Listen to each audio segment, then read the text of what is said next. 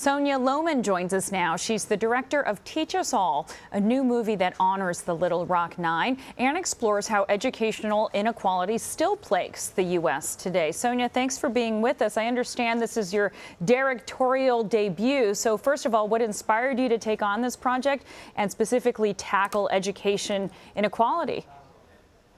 Thank you, Stephanie.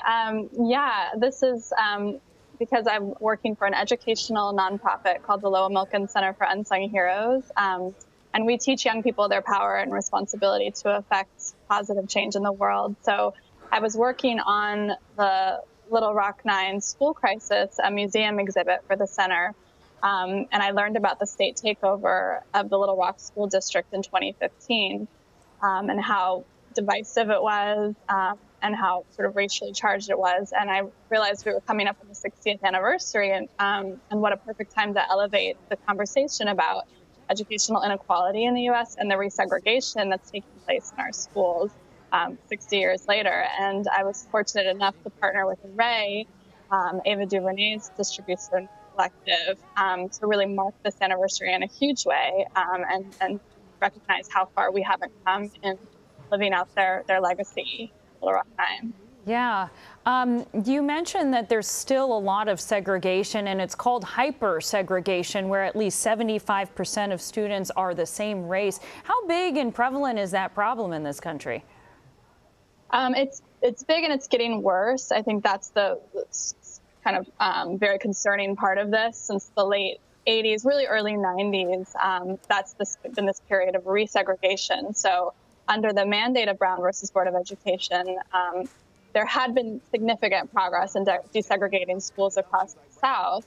But around the early 1990s, a lot of local courts were released from their jurisdiction of that, and combined with residential segregation and what's called de facto segregation, it's been resulting, it's creating these patterns. And now we are having more segregation in our schools, and the consequence of that is more inequity.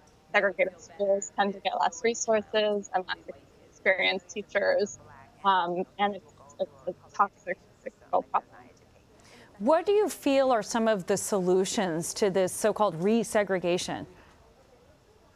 I think on the one hand, we need to kind of look at the question of segregation and integration through the lens of resources and how we allocate those resources. So, there was obviously a lot of resistance to, measures like busing.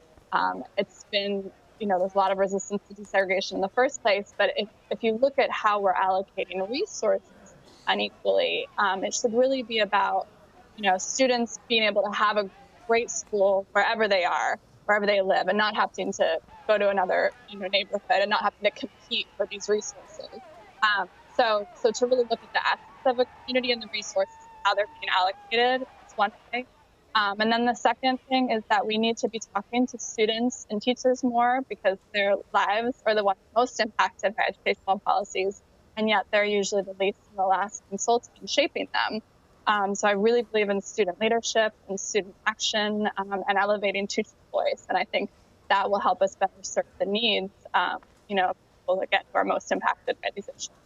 Such an important conversation. We're having 60 years, more than 60 years after Brown versus Education.